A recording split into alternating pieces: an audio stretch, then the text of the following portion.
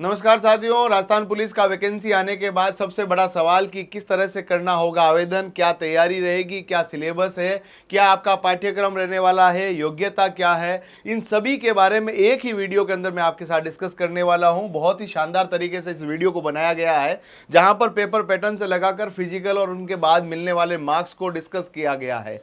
आप सबसे दरख्वास्त है, इस वीडियो को देखने के साथ साथ चैनल को सब्सक्राइब करें और फ्री नोट्स के लिए डाउनलोड करें प्रतिज्ञा क्लासेस जोधपुर।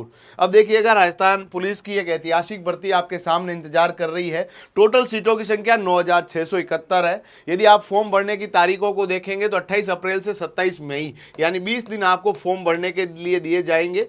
यदि आप लोगों से पूछ लिया जाए फॉर्म में कुछ गलती हो गई तो आप 18 से 20 यानी 3 दिनों के अंदर फॉर्म का करेक्शन भी कर पाएंगे।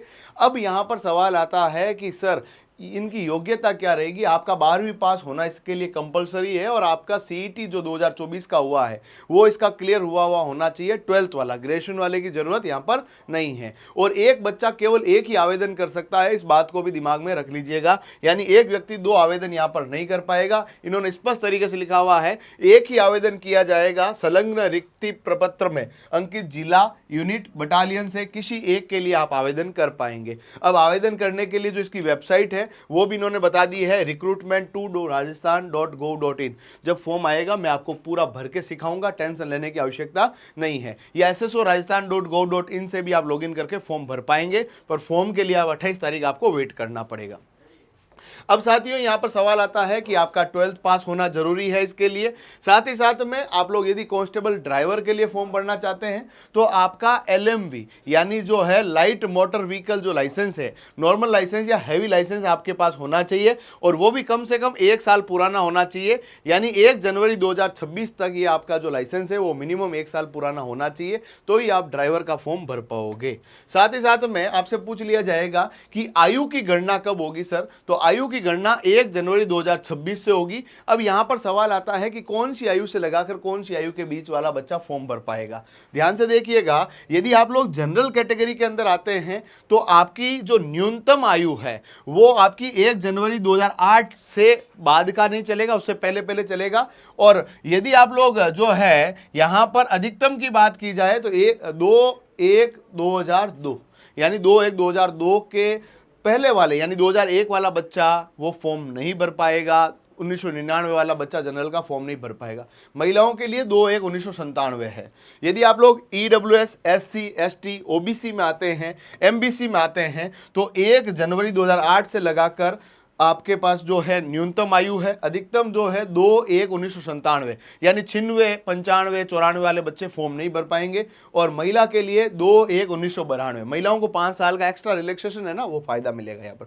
राज्य सरकार के कर्मचारियों और मृत पुलिस अधिकारियों और कर्मचारियों के आश्रितों के लिए क्या रखा गया है, तो यहाँ पर यही आयु सबकी सेम है। ये तो इसमें जो है अधिकतम में 2/1/1998 और महिलाओं के लिए 2/1/1994। यदि आप भूतपूर्व सैनिक हैं तो ये तो आयु सेम ही है। 2/1/1983 से बाद वाले बच्चे फॉर्म भर पाएंगे, परंतु उससे पहले वाले नहीं भर पाएंगे। और महिला इसमें वैसे भी कमी होती है सर्विसमैन में, तो सेम ही आयु है।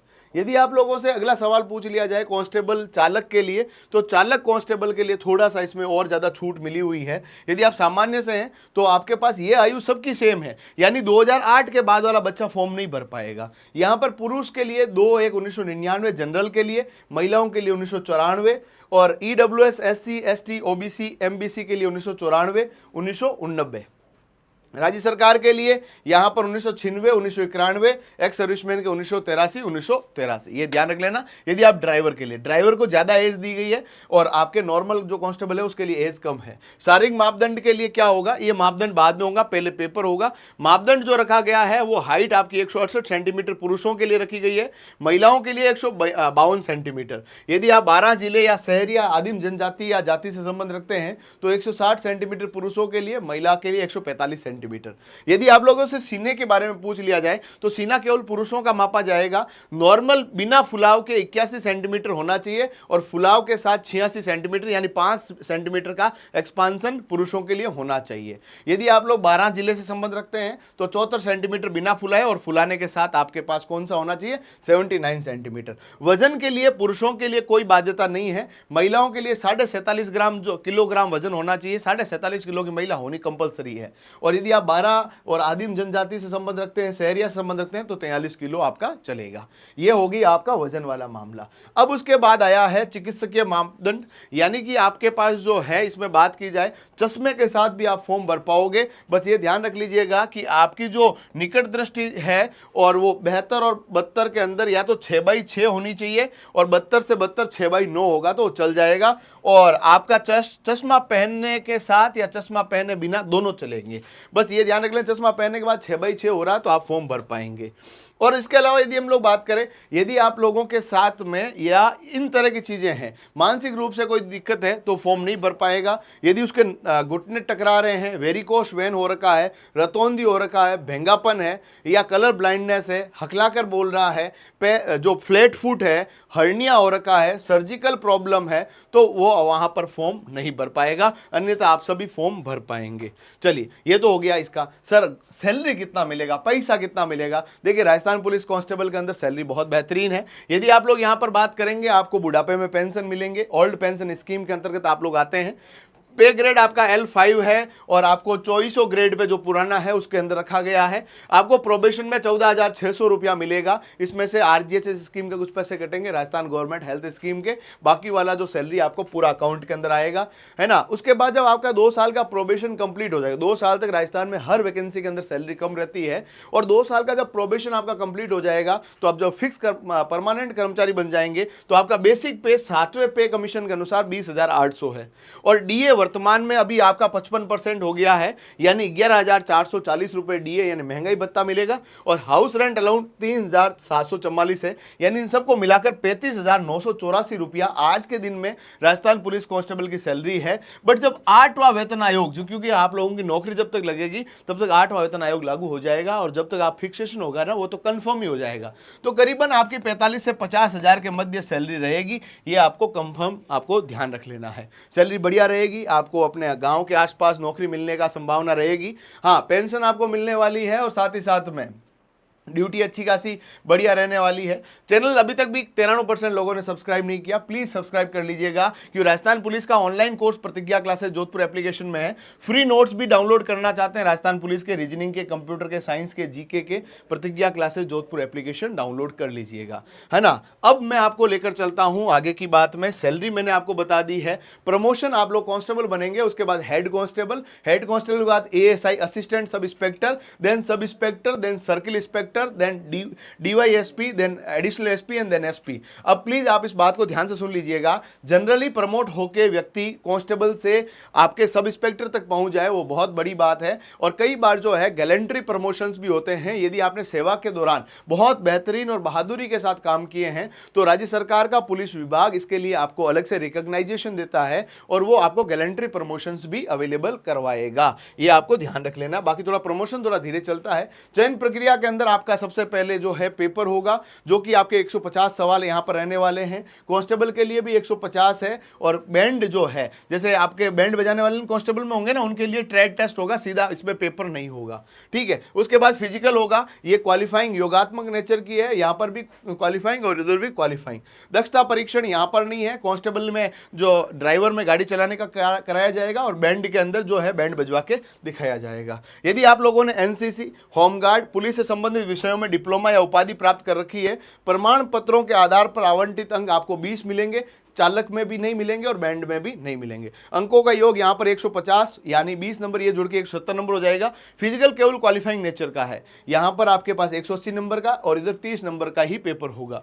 चलिए, आपको पेपर में जो राजस्थान में सबसे ज्यादा बच्चे आपके नॉर्मल जनरल ड्यूटी के रहने वाले हैं, उनके 150 नंबर का जो है पूरा का पूरा मामला रहने वाला है पेपर का, और टोटल 170 नंबर से मेरिट बनेगी। फिजिकल बाद में होगा, पेपर पहले होगा। ये आपको मैंने बता दिया। पेपर के अंदर आपको 150 सवाल मिले, 150 अंकों का होगा, जिसके अंदर 150 प्रश्न होंगे, 2 घंटे का समय मिलेगा। यानी आपका सही होने पर 1 अंक मिलेगा, और गलत होने पर 0.25 नंबर काट लिए जाएंगे, यानी 25% अंक काट लिए जाएंगे। 1/4 नेगेटिव मार्किंग है, ये आपको ध्यान रख लेना है। OMR में ऑप्शन 5 ही आएंगे, वर्तमान में ये नियम कर दिया गया है। 150 सवाल जो आपके आने वाले हैं, इन 150 सवालों के अंदर भी आपको 3 कैटेगरी इन्होंने कर रखी है। पहला जो भाग है उसके अंदर 60 प्रश्न है, जिसमें 30 सवाल रीजनिंग के और 30 सवाल कंप्यूटर के। टोटल 60 अंकों का वेटेज है। दूसरा जो है सामान्य ज्ञान, विज्ञान, सामाजिक विज्ञान, समसामयिक मुद्दे, इनके 45 प्रश्न रहेंगे 45 अंकों के लिए। और राजस्थान जीके के अंदर भूगोल, आर्ट, कल्चर, हिस्ट्री और ज्योग्राफी, ये जब 45 जो प्रश्न है 45 अंकों के, यानी 150 प्रश्न है 150 अंकों के लिए, यानी वेटेज जो देखा जाएगा इसमें भी सबसे जो शानदार रह रहा है वो आपका कौन सा रह रहा, रीजनिंग और कंप्यूटर। ये आपको बहुत बेहतरीन करने हैं ताकि आपका मामला सेट हो जाए। अब जब आप पेपर देंगे, पेपर के अंदर जितने बच्चे हैं उनमें टोटल सीटें 9600 के आसपास जो सीटें हैं ना, उनके 5 गुना बच्चों को फिजिकल के लिए बुलाया जाएगा। और हर बच्चा तो फिजिकल में पास नहीं होगा, जो बच्चे पास होंगे उसके अनुसार वापस एक मेरिट बनेगी 2 गुना के लिए। पहले फिजिकल के लिए 5 गुना बुलाएंगे, 5 गुना में जो पास होंगे उनके लिए 2 गुना की मेरिट बनेगी। उसके बाद आपकी जो काउंसलिंग शुरू हो जाएगी फाइनल सिलेक्शन के लिए। आपकी जो परीक्षा है वो आपके जून जुलाई 2025 में हो जाएगी और रिजल्ट आपके महीना 1.5 महीने में रिजल्ट आएगा। और 1.5 महीने बाद जब रिजल्ट आएगा तो उसके बाद फिजिकल के लिए आपको बुलाया जाएगा। करीबन फिजिकल के लिए बच्चे बुलाए जाएंगे 48,000 के आसपास। उनका फिजिकल होने के बाद 2 गुना यानी करीबन 20,000 बच्चों की एक नई लिस्ट बनेगी 19,000 के आसपास, तो वो आपके पास रहेंगे, है ना। और आपके जो बैंड वाले बच्चे हैं, कांस्टेबल बैंड, उनको परीक्षा देने की आवश्यकता यहां पर नहीं पड़ेगी। साथियों, यदि हम लोग आगे की बात करें तो आपके पास जो फिजिकल रहेगा, ये फिजिकल आपको पास करना कंपलसरी है। यदि आपने पास नहीं किया तो पेपर में की हुई मेहनत भी बेकार हो जाएगी। यदि आप लोगों से फिजिकल पूछ लिया जाएगा, यदि आप नॉर्मल जनरल ड्यूटी कांस्टेबल बनना चाहते हैं, चालक या बैंड, सबके लिए आपके पास जो है 5 किलोमीटर की दौड़ करनी पड़ेगी। पुरुषों के लिए 25 मिनट दिए गए हैं, महिलाओं के लिए 35 मिनट और एक्स सर्विसमैन है तो 30 मिनट। यदि आप लोग ट्राइबल, अनुसूचित जाति, जनजाति, जो ट्राइबल एरिया के आते हो तो 30 मिनट आपको टाइम दिया गया। बाकी जनरली पुरुषों के लिए 25 है और महिलाओं के लिए 35 और एक्स सर्विसमैन के लिए 30 है। ठीक है, उसके बाद आपका फिजिकल हो गया। फिजिकल के अंदर अधिकतम जो है आपके पास जो है मार्क्स जो होंगे वो क्वालिफाइंग है, जुड़ेंगे नहीं। आपका फिजिकल होने के बाद जो आपने प्रमाण पत्र हासिल कर रखा है, एनसीसी कर रखा है या और कोई कर रखा है, उसके हाईएस्ट आपको कितने नंबर मिल सकते हैं, 20 नंबर मिल सकते हैं। और प्रमाण पत्र 3 तरह के हैं, उसमें से 2 के नंबर जुड़ेंगे, तीनों के नंबर वहां पर नहीं जुड़ेंगे। जैसे मैं आपको प्रमाण पत्र की बात बता देता हूं, यदि आपने एनसीसी के अंदर सी सर्टिफिकेट कर रखा है तो आपको 10 नंबर मिलेंगे, बी के आपको 8 नंबर और ए के 6 नंबर मिलेंगे। ठीक है, एनसीसी के साथ में यदि आप लोगों ने होमगार्ड के अंदर सेवा कर रखी है तो 10 और 10 कितने हो गए, 20, तो आपको 20 नंबर मिलेंगे, ये ध्यान रख लेना। यदि आपने होमगार्ड में सेवा नहीं कर रखी 10 नंबर मिलेंगे, होमगार्ड में 2 साल काम किया तो 8 नंबर मिलेंगे और होमगार्ड में 1 साल काम किया तो 6 नंबर मिलेंगे। यानी आप लोग जो है 10 और 10 मैक्सिमम जुड़वा सकते हैं, तीनों के नंबर नहीं जुड़ेंगे। वैसे भी 20 नंबर ही है, इससे ज्यादा है नहीं, यदि आप लोगों ने होमगार्ड में नौकरी नहीं कर रखी। परंतु यदि आप लोगों ने एमए, एमएससी, क्रिमिनोलॉजी, साइबर सुरक्षा या इससे संबंधित कोई डिप्लोमा डिग्री कोर्स कर रखा है जोधपुर की सरदार पटेल विश्वविद्यालय, जो पुलिस विश्वविद्यालय है वहां से, तो 10 नंबर आपको मिलेंगे। यदि आप सिक्योरिटी मैनेजमेंट में, सोशल साइंस के अंदर, यहां पर आपने पुलिस प्रशासन या कानून के रूप में कम से कम एक विषय के अंदर बीए या एलएलबी कर रखा है तो आपको 8 नंबर मिलेंगे। यदि आप लोगों ने कोई भी प्रकार उपरोक्त विषयों में कोई डिप्लोमा कर रखा, डिग्री नहीं, कोई डिप्लोमा कर रखा है तो 6 नंबर और डिग्री के लिए 10 और 8 नंबर है।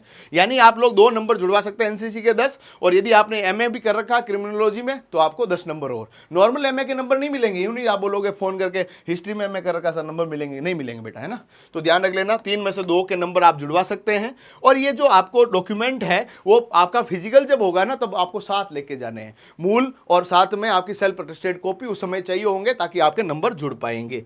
तो ये था पूरा का पूरा मेरे तरफ से कि पूरा डिटेल एनालिसिस कि आपकी जो सैलरी किस तरह की रहेगी, फॉर्म किस तरह से भरे जाएंगे, फॉर्म की वेबसाइट क्या रहेगी, और कोई अन्य प्रकार की आपकी जानकारियां मन और मस्तिष्क के अंदर आपको परेशान कर रही है, कमेंट बॉक्स में बताइएगा। और ये बताइएगा आप कौन से जिले से बिलोंग करते हैं, ताकि हम लोग जो है बता पाएं कि आप किस तरह से तैयारी करें ताकि आपका सिलेक्शन हो जाए। आपकी परीक्षा की तारीख आ चुकी है, अगले 3 महीनों के अंदर हमें राजस्थान पुलिस कांस्टेबल को क्रैक करना है। उसके लिए हमारी सभी एक्सपर्ट टीम की क्लासेस लीजिए, हमारे यूट्यूब पे बहुत सारी क्लासेस कंडक्ट हो रही है, एप्लीकेशन में हो रही है, और अन्य प्रकार के किसी भी प्रश्नों के लिए मुझे आप लोग कमेंट कर सकते हैं, जिसका मैं पर्सनली रिप्लाई करने का प्रयास करूंगा। वीडियो को लाइक करें, चैनल को सब्सक्राइब करें और अधिक से अधिक शेयर करें। Thank you.